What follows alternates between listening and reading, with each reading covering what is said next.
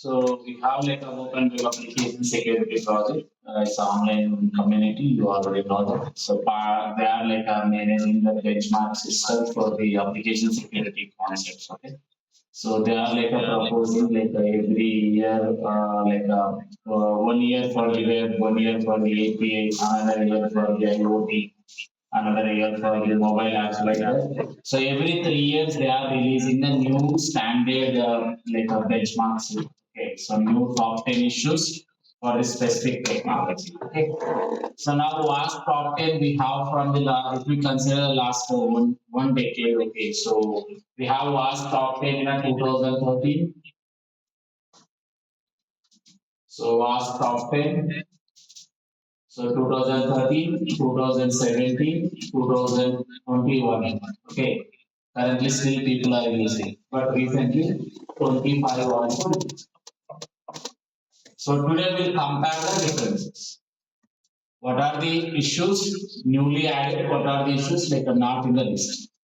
We'll figure out that. So we'll cover the completely 2013 to 2025 standard. Okay. So recent like the last four standards, what are the issues they consider? Okay. So if you cover those things so before that also whatever we have it is almost covered because in a 2000 7 we have a one standard, 2010 we have a one standard. Okay, so 2000 4 we have one standard, 2001 we have a standard. Okay, so those standards also covering the same issues. Clear available. So let's compare that what are the changes happening in 2017 to the 2007 so the 2013 to 2017 first. Okay. Now see the 2013 list. What are the issues we have? Injection. So injection vulnerabilities we have like SQL injection. So we have a vulnerability summary like SQL injection vulnerability, HTML injection vulnerability, OS command injection vulnerability. Okay, those vulnerabilities, especially SQL injection. Okay, SQL injection, OS command injection, LDAP injection, XML injection, code injection attacks covered in this category. In 2013, we have the injection category separate. Now, broker authentication, session management issues. So, if you look into the injection category, so 2013 it is in the first place, 2017 also it is in the first place. So, as per the 2013 standard, injection category is already covered by us. Injection category already we discussed. We covered that part. Okay. Next, broken authentication and session management. Broken authentication, session management. So now 2013 we have in a second place. Okay, 17 also in a second. Broken authentication.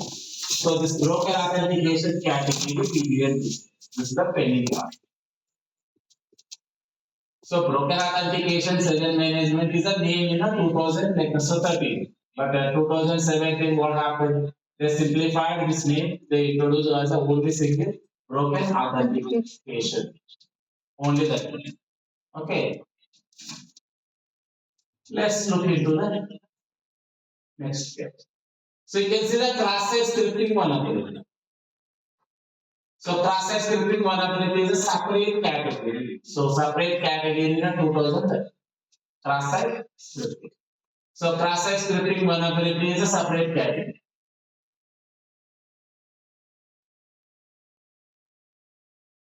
So cross-site scripting also already we covered that. Cross-site scripting also already we covered. Okay. So we are injecting like a JavaScript code as an input to verify that JavaScript code is executable. If it is permanently stored XSS. If it immediately reflected XSS. If it is like injected through the DOM-based object model, it's a DOM-based. So control only on client side, attacker and victim both are client itself. Okay. So context basis we have a three types: stored XSS, reflected XSS, DOM-based XSS. Okay. So we already discussed about it. So injection category is covered, cross-site scripting issues also covered. Okay. So cross-site scripting vulnerability still we have that in 2017 also, but priority change. So 2013 we have like in a third portion, but in 2017 it is in a seventh portion. Cross-site scripting vulnerability. It is in a seventh portion. Okay. Next, insecure direct object references. IDOR, you already know that. IDOR, insecure direct object references, which is already we discussed. So we discussed about like a insecure direct. Okay, so object references, IDOR. So it is a simple like a web parameter tampering attack. Web parameter tampering attack. So parameter value tampering attack. So we are manipulating the parameter value to access the unauthorized information. Okay, so do the unauthorized changes. Okay, so destroy the unauthorized. Okay, so without having a privilege. So we are trying to access the resources without having the privileges. So it's an access control issue, am I right? So IDOR is access control issue. Okay. So, but in a 2013, it is a separate category. IDOR is a separate category. Okay. And 2000, like a 17, what they did, they simply like a merged this category with the other category together. They introduced as a single category. That is a broken access control. So they introduced like a broken access control category. Inside of that category, insecure direct object references we have. And not only that, okay, so they introduced like a missing function level access control issues also like a merged into the single one. Now this category also like a part of this particular category. So what are the issues we have in this particular category in our old days? Missing function level access controls are issues. They are like a considered in those old days. In part of this, they consider like a directly traversal. Directly traversal or path traversal they consider. So you already know that directly traversal or path traversal can lead to the local file inclusion or remote file inclusion. So already we know it. Local file inclusion and remote file inclusion. Either any one issue it can lead. Okay. So that way our path traversal attacks they consider part of the function level, missing function level access controls. Okay. Not only that, those days they consider even XML external entity attack also part of this. XML external entity attack also part of this category they consider. And they consider like a so server side request forgery also. SSRF also part of this category. So server side request forgery and XML external entity attack. Okay, so directly traversal or path traversal, which can lead to local file inclusion, remote file inclusion, and privilege escalations. So you can escalate the privileges by using any kind of technique, either like with help of the IDOR or with help of the forced browsing. Like we already tried.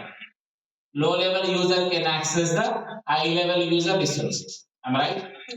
Without having a privilege by directly accessing the URL or by changing the parameter value. Got my point. So we have like a same level but unauthorized data access are different levels, different unauthorized functionality access. So we have like a vertical privilege escalation and horizontal privilege escalation. So those two techniques already we learned. Okay. So the part of our classes we already discussed those scenarios. So privilege escalation scenarios also part of this video. So part of the function level access controls like a directory or path traversal attack and XML external entity attack and like a server side request forgery attack, privilege escalation, all are there in a 2013 standard. So you use like a BWAP for the practice, am I right? Your WASP like a BWAP, buggy web application is designed as per the 2013 standard only. That's why you can see the categories with those names only. Okay. So this what they did like insecure direct object references and like missing function level access control. Both are like they simply like mentioned into the two categories are became single category. So in the name of broken access control they use. but they decided to give the like a separate priority to the XML external entity attack. They moved that into the separate category. Are you able to see that? So they introduced as a new category, not part of the access control issues. So they introduced as a new category. Now this XXT, like whatever you have in a like previously missing functional access control became okay independent category which is already we discussed. Guys are able to follow me. Okay, next look into the syllabus. So they introduced like a security misconfiguration. Security misconfiguration. So security misconfiguration we have in a 2000 like 13 we have 2000 like so 17 also we have. So security misconfiguration also we already discussed. What we covered part of the security misconfiguration. So we cover like so scenarios like outdated OS are like software components. Whatever like the components they are using part of the like our server or our application development, those components if they are outdated, considered as a bug. Okay, so we'll recommend that like so missing security headers also, missing HTTP response security headers. So those also reported as a bug. So we consider that one also as a bug. So part of the our like so security misconfigurations we review like a outdated OS or software components used for the application development for the application maintenance considered as a bug and like so missing HTTP response security headers we consider and we consider the error handling also. So if they have improper error handling, which will expose the like server configuration details or like so give the keys to the hackers. So we consider that particular issue also. So we consider the like finding the which software versions they are using or which OS version they are using, and is there any unnecessary services or ports are available? Is there any like unwanted resources are like enabled to the users? So we are going to review that perspective. Okay. So that is a configuration related issues. So security misconfiguration we have in a 2013, 2017. Okay. So their ranks are different. Okay. Next, sensitive data exposure. So sensitive data exposure. Now sensitive data exposure we already discussed the part of this category also. So this is the sensitive data exposure like we discussed. We already discussed it. So sensitive data exposure. Sensitive data exposure as it is we have. So we discuss sensitive data exposure in the name of cryptographic framework. That is a new name actually. I use it. Okay. So cryptographic. I use this new name part of our class. What we discussed in the part of this. So we discussed about like so each application is using secure or insecure communication channel. So we verified that HD is the HTTPR. Yes. So we verify that is it a TLS or SSL. SSL is a vulnerable, TLS is a good. Again we verified so in protocol versions. So we recommended which version they have, right? So in a TLS we reviewed that. Okay, so TLS is it a 1.0 or like a so 1.1 or 1. So 2 or 1.3 like that we verify. So we consider like a so TLS 1.0, 1.1 is outdated. We recommended to use 1.2 or 1.3. So we consider like a so is it HTTP website or HTTPS website? To know that is it a plain based communication or encrypted communication. Okay. And after that, we verified that what are the protocols like our types they are using for the HTTPS to achieve the HTTPS, either SSL or TLS. If they are using SSL, it's outdated, vulnerable.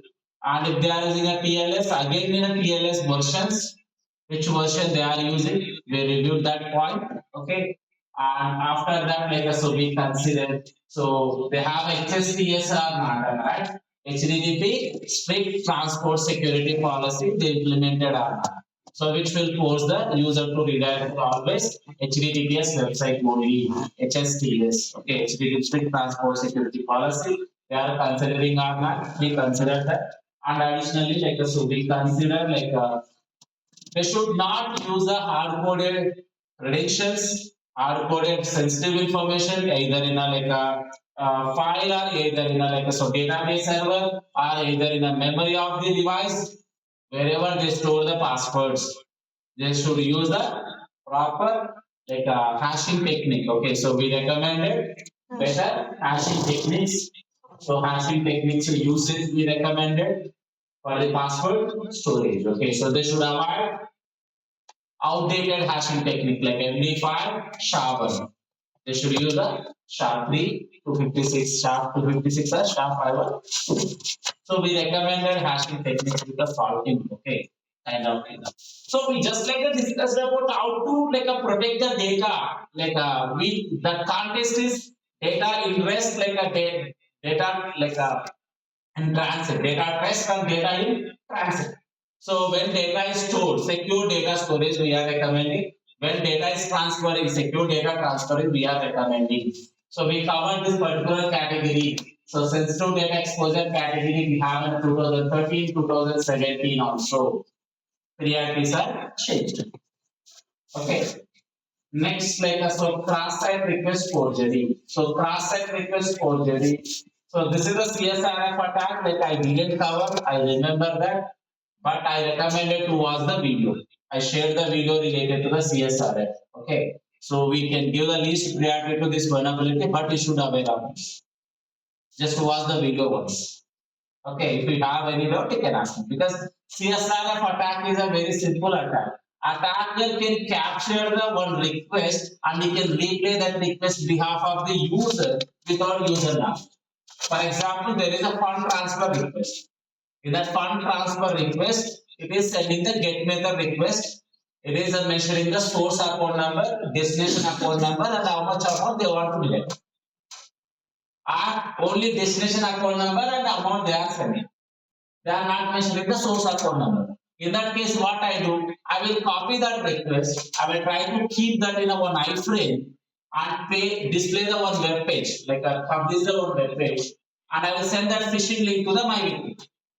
Whenever my victim visit that phishing link, what happened? That request, whatever request is initiating for the fund transfer, that will initiate from his browser. He is already authenticated in that browser. He already logged into that website in a browser. Now, authenticated user is replaying that request to the server. Server will think that request is coming from the legit source and it will process that payment. Now, it means I am capturing one request from my account itself. My account request and my friend account request, there is no difference in that request. There is no any token. There is no any secondary verification. It means enter the OTP code, so kind of there is no verification. Or enter the current password. Nothing is there. Only request is initiated, it is executed. Now I can copy that and I can replay on someone else's browser also without their knowledge. So that is the CSRF attack. Cross-site request forgery. It means hacker can capture the one request and he can replay on other users. But it involves the social engineering. SQL injection, social engineering is not required. They can gain access into the database, but requires social engineering. It means first of all, I need to figure out the web page has a replay mechanism or not. I need to create the one phishing web page, website further. I need to convince my victim to visit that website. So there is a exploitability is a less. So exploitability is not easy, it's really tough. By considering that what they did in a vast top 10 2017, they removed this website, this particular category from the top 10 list. Now, if you observe the major changes, what they say, they are retiring the category. Okay, cross-site request forgery, as many frameworks include the CSRF defenses So it was found in a only less than 5% of applications only. They consider those days 5% in a 2017. Nowadays we can't even able to find in a 1% of the applications. CSR, it's gone. You can find in a very few rare cases. Even if you report the CSRF or vulnerability also to the clients, few clients simply they will say that like social engineering is required. No? Don't prioritize this issue. You have to mark it as a like informative or low level risk issue. That might count. So even in a many bug bounty platforms, okay, bug hunters they never report the CSRF as of now in the market because they don't get any benefit. Officially, their engagement rules itself, they are mentioning that CSRF is not processed as a bug to pay the reward to you. It's a retired from the list. But still we consider part of the like our assessments. Guys are able to follow me. So you can give the least priority to that. So what are they like a CSRF like so they remove from the top 10 list. Okay, so CSRF they remove from the top 10 list.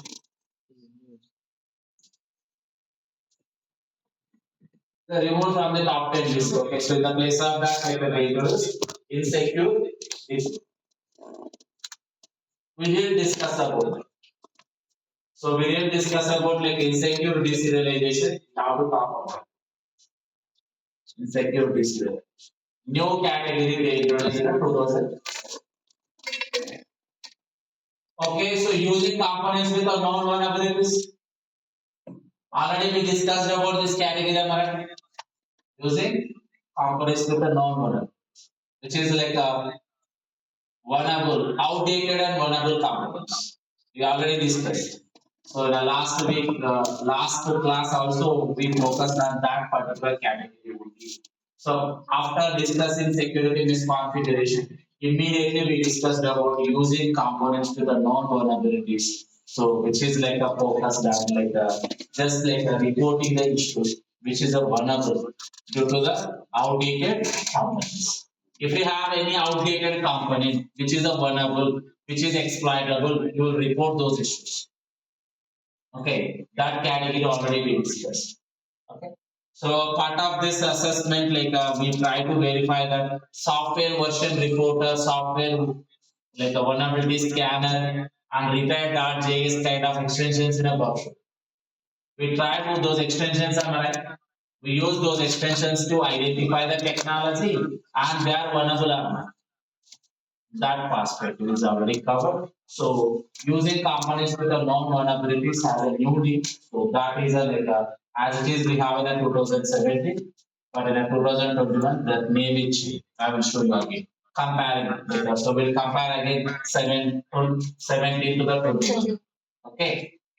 Now comparing with the 30 to the 17. Next, like unvalidate redirects and forwards. What happened? Unvalidate redirects and forwards. They simply so they remove this category also. So this is also already we discussed. I use this one as a name, open redirection. I just call this one as a open. Hope that you remember. Unvalidated redirection forwards, open redirection. If there is any redirecting URL, if that website URL is specifying any specific destination URL, like abc.com is sending a user to the xyz.com, but other than xyz.com, if you are able to redirect the user, consider as open redirection. We already discussed. So we just like redirected in a demo.testify.com from the micro in the place of Microsoft.com, we redirected to the some other place. That scenario. This is the issue already covered. So this issue is like a so least priority they give it. So very least priority, even it is in a like a 10th position in a 2030, 10th place they give it, but in a 2017 they didn't give any place to this vulnerability. How they ignore like a CSRF, same way, unvalidated redirects and forwards also they removed from the top 10 list because this category found in a less than 8% of the applications in a 2017 that period. But in a today's world, like so, you can find this one in a less than like so 3 to 4% of the applications. So you can give the like a least priority to this issue. So they just simply like consider that and like they remove this category and they given a priority to the other things. Like, so new issues will they introduce that the new issue name is insufficient logging and insufficient logging and mounting they introduce. So this is a category we did discuss. We'll talk about.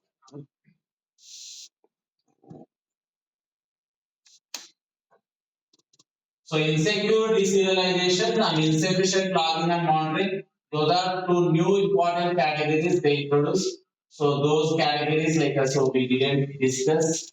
So we'll talk about them. Okay. So from the like if you look into the list of the like a WASP top 10 2013, injection is over, broken authentication session management is pending, and like a cross-site scripting is over, IDOR is over, so security misconfiguration is over, sensitive data exposure is over, so missing functional access control is over, so cross-site request forgery so is over, like you can review that. So you want like I can explain that.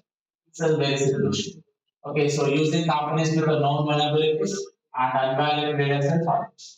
So as per the WASP 2013, already I covered all the issues. Whatever issues we have in the 2013 top 10 list, all those issues already covered. We have a lab environment for all those issues. BWAP. In a BWAP, we have all those vulnerabilities. We have to finish the complete BWAP tutorial. So I given a BWAP tutorial document and I given a BWAP solutions. We have link also. With the help of them, like how to finish the all the challenges in the BWAP. Then you will get the more clarity about all those topic issues. But same issues again we are dealing in a other benchmarks, other standards also, other year standards also. Now 2017, same issues we are covering, but except two issues, remain two extra new issues added. Okay. Now injection is already covered, broken authentication is pending. We'll discuss that. Sensitive data exposure is already covered. XML external entity attack is already covered. We discussed them, right? XXC. Okay. And broken access control issues covered. And security misconfiguration covered. And cross-site scripting is covered. So insecure deserialization is pending. We'll discuss. And using components with the known vulnerabilities covered. So insufficient logging monitoring is a pending. We'll discuss. So those are changes. Okay. So just like 3 to 4 categories, 3 categories are left from this list. Okay. If we consider the syllabus 2013 to 2017 differences, so I just covered 2013 all issues and like 70% of issues in 2017. Only like so 3 issues are pending. So broken authentication issues and like insecure deserialization and insufficient logging and monitoring. Okay, those are pending as per 2017. Is it a clear answer? Okay, let's compare the what are the changes happened between 2017 to the 2020. Okay, we'll list out the issues. Now 2017 to the 2021. If you look into the 2000, okay, changes between them.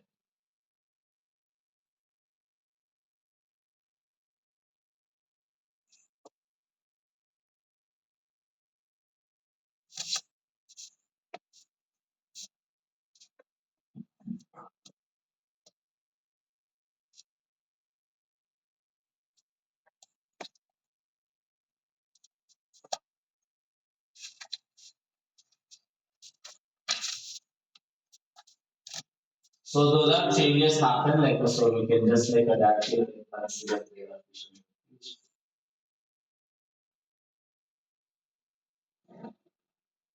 So those are issues like we have in 2000 like